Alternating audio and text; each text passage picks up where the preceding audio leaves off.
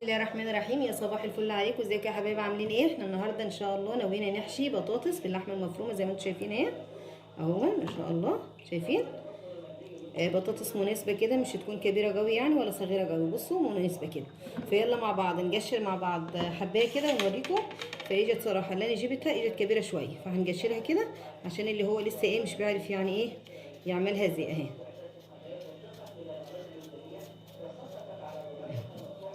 كده زي ما انتم شايفين. قشريها كده براحتك خالص اهو اهو. قشريها عادي كانك بدك تقليها خالص اهي، وتروحي شايله حته من تحت وحته برضو من فوق. وفي مجوار اللي هو اللي بيلف دي بيبقى افضل من دي، بس انا صراحه مش عندي الا دي اهو. تحشيها كده. ده كبقى مش بيوسع، يعتبر شكل البطاطسايه اهو، فاتحه كده اهو زي ما انتم شايفين كده، وبالراحه عشان مش يعتبر تنخرم من بره من ورا اهو. يبقى كده خلاص اهي الفتحه مناسبه اهي. طبعا اللي يطلع منه مش بنرميه، لان احنا بنعوزه تاني، احنا بنعوز اللي طلع من التجوير دي تاني. فيلا مع بعض نكمل ونكمل ونجيب طاسه ونحط فيها شويه زيت ونشوف هنعمل ايه مع بعض. يبقى احنا خلاص رحنا جايبين طاسه وحاطين فيها حوالي 4 معالق زيت، ونروح نازلين باللحمه المفرومه اهي حوالي من ربع كيلو كده او 400 جرام يعني اهو. نمسكها كده من بعض، تاخد لون كده مع بعض، يعتبر تسمار كده مع بعض، ونخلط بقى عليها البصل ونخلط عليها الفلفل والثوم وكده. يبقى احنا مع بعض بنقلب هون عليه شويه نقلب كده لحد ما تاخد لون خالص اهو كده ولعه مناسبه.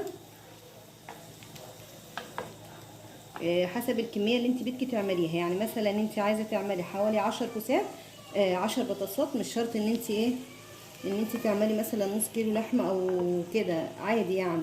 وبعدين لسه هينضاف لها بصل وهينضاف لها فلفل، فالكميه بتكتر شويه. نقلبها مع بعض كده ونوريكم. يبقى زي ما انتم شايفين كده خلاص كده غمجت كده، وبصوا فلفلت من بعضها اهي. نروح بقى جايبين البصل بتاعنا اهو، بشيل البصلتين اهو نازلين بيهم ننعمهم على قد ما نقدر. وبرده نروح نقعد نقلب كده لحد ما يدبل معانا اهو. ونجيب الفلفل وحاطه برده فص ثوم اهو، يمكن انتوا شايفينه اهو. نقلب بقى دي كله مع بعض، ولو في فلفل الوان برده مش يضر باي حاجه، يبقى شكل احسن وجميل. بس انا صراحه مش عندي الا الاخضر النهارده. جميل وممتاز اهو. نحط بقى بهاراتنا، نحط حبه كمون، حبه فلفل اسمر، ونجيب بقى حبه كزبره ناشفه كده، وحبه 7 بهارات.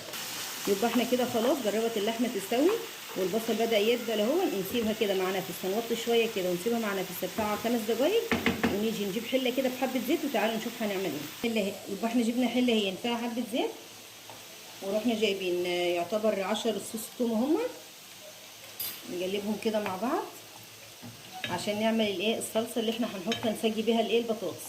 يبقى نستنى كده اما تحمر مع بعض ونرجع ده مع بعض تاني. يبقى احنا خلاص كده البصله بدات تتحمر،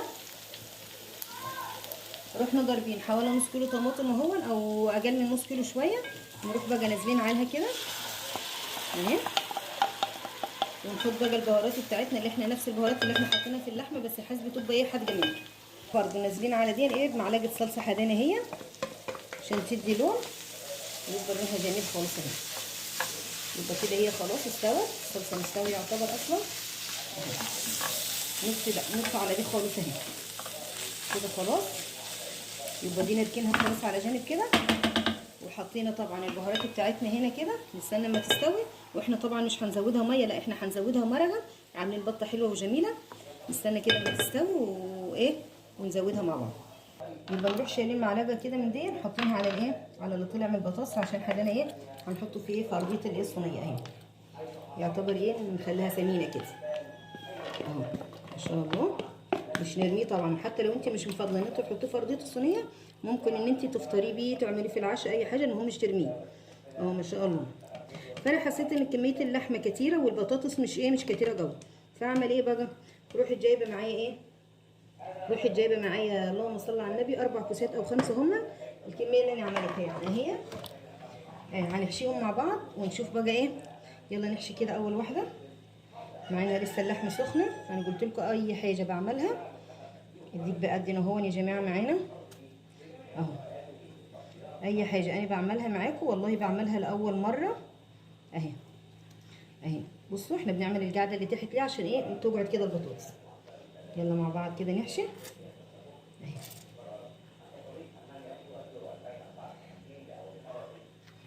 يلا مع بعض نكمل الكميه كده ونوريكم منظر الصينيه بعد ما نحشي البطاطس باللحمه المفرومه وحبه الكوسه اللي احنا جورناها. يبقى خلاص كده معانا الصلصه السباكه اهي. نروح نازلين بالمرقه اهي. عايزينها تبقى تقيله كده شويه. عامه بقى لو انت مش هتاكلي مرقه لحم او بط او كده ممكن تجيبي مرقه مكعب مرقه دجاج وتحطي بهارات عادي. فعلشان احنا حدناش المرقه استغنين الشوربه يعني استغنينا عن مرقه الدجاج سمينه وجميله وزي العسل. يبقى خلصنا احنا كده مع بعض حشي اهو. يبقى احنا كده خلاص حشينا مع بعض اهو المحشي البطاطس وحشينا حوالي 10 كوسات اهو زي ما انتم شايفين. يلا بقى نحطها في الفرن ونوريكم ايه المنظر لما تطلع.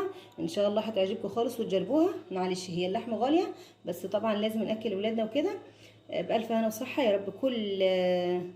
كل الفيديوهات اللي انا بعملها لكم توصل لكم على اكمل وجه كده وتكونوا مبسوطين مني يا رب. ويا حبايبي مش هنحرم منكم ابدا. يبقى يلا مع بعض خلاص كده الشوربه فرت او المرقه اهي زي العسل اهي. يعتبر نغطيها خالص ونجيب شويه مرق يعتبر ايه هنجيب شويه شوربه كمان. يبقى خلاص كده ندخلها على درجه حراره مناسبه هي درجه حراره 190 وما تطلع نوريكم المنظر. بسم الله ما شاء الله. اللهم صل على سيدنا محمد. زي ما انتم شايفين كده دي النتيجه. يلا نطلع واحده مع بعض اهي.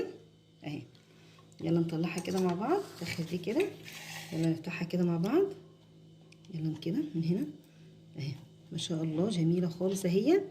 روعه وجميله خالص اهي. يلا نطلع واحده كمان اهي.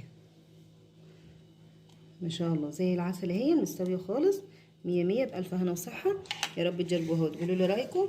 وبألف هنا وصحه. حاجه بسيطه كده وعلى قد الايد.